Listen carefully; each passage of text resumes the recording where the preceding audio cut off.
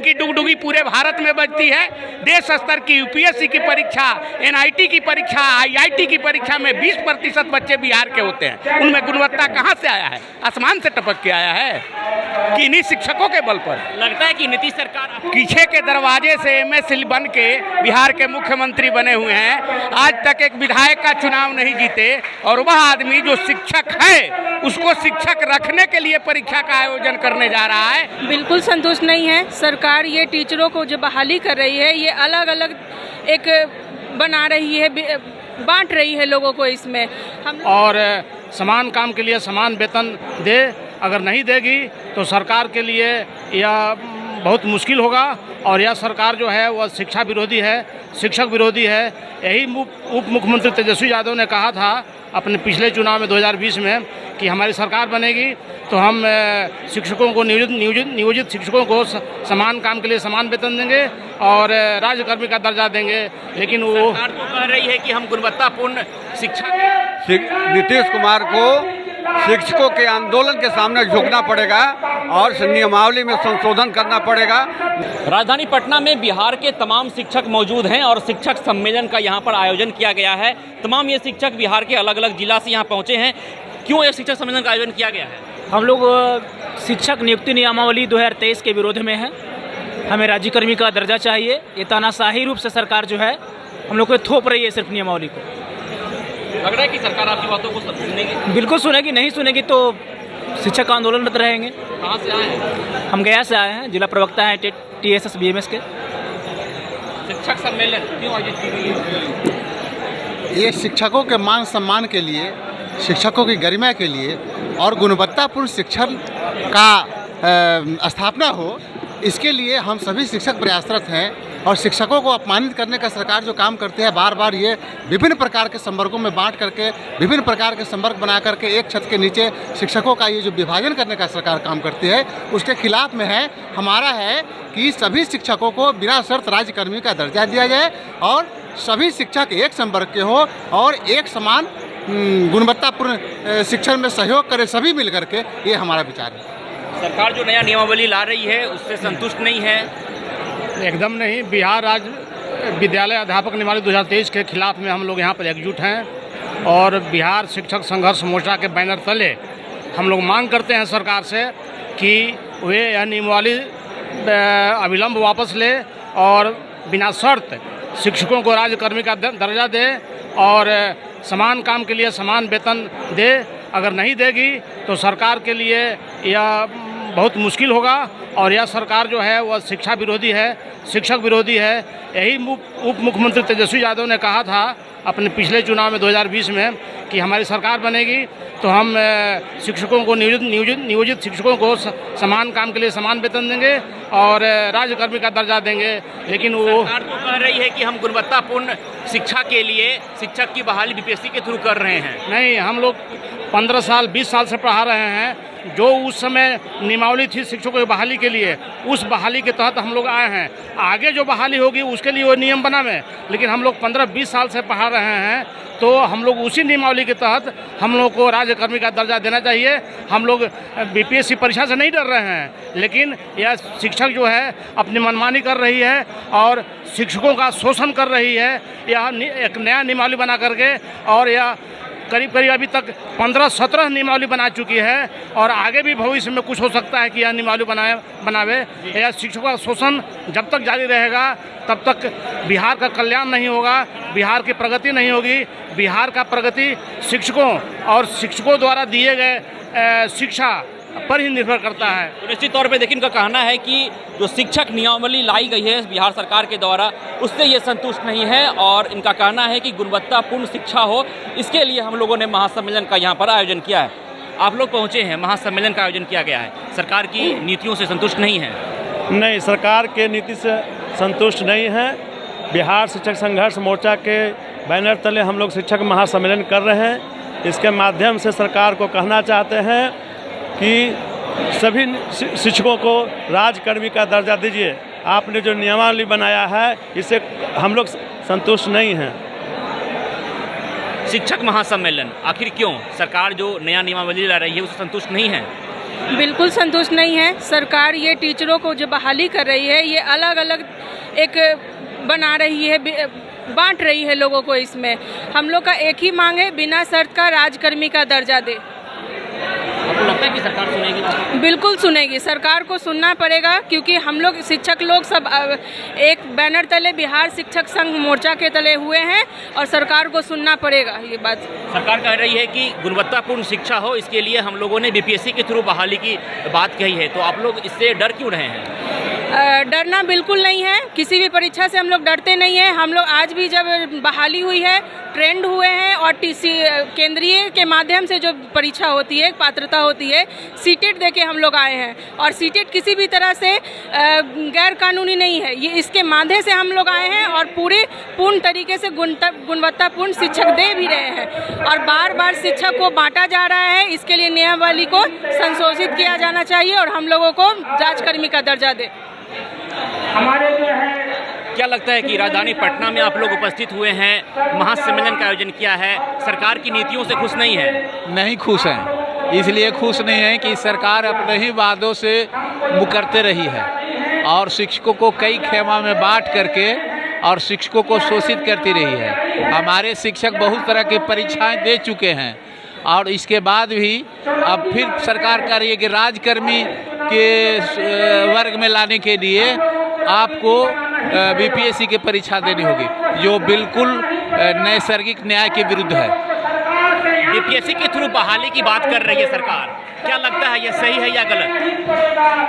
नीतीश कुमार का जो नई नियमावली आई है, ये शिक्षकों के हित में नहीं है। नीतीश कुमार को शिक्षकों के आंदोलन के सामने झुकना पड़ेगा और नियमावली में संशोधन करना पड़ेगा।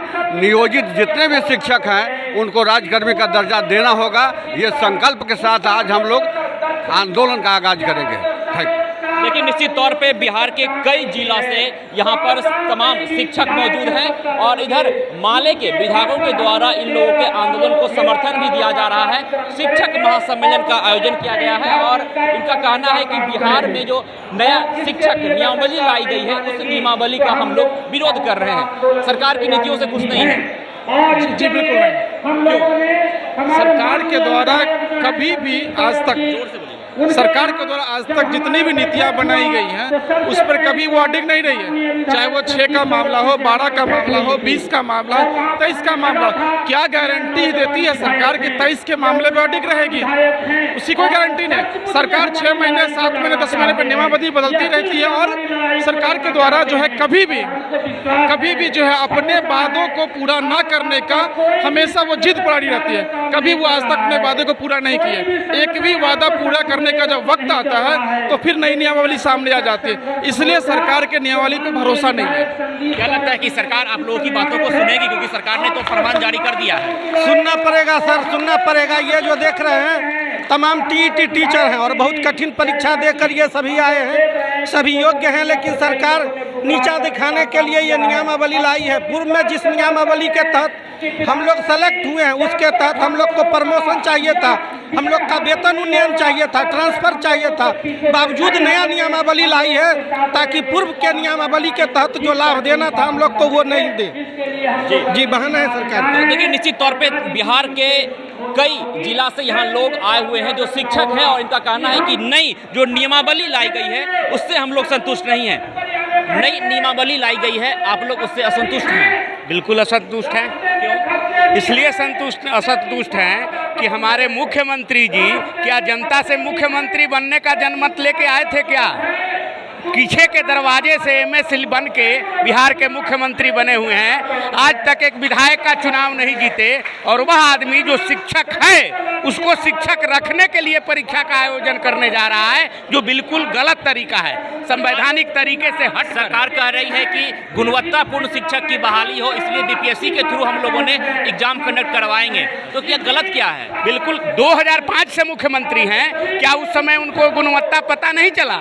जब कॉन्ट्रैक्ट पर बहाल शिक्षकों को एक साथ 6 से उन्होंने नियमित किया, उस समय बिना गुणवत्ता के शिक्षा की बात हो रही थी। क्या 15 वर्ष बाद गुणवत्ता याद आया है?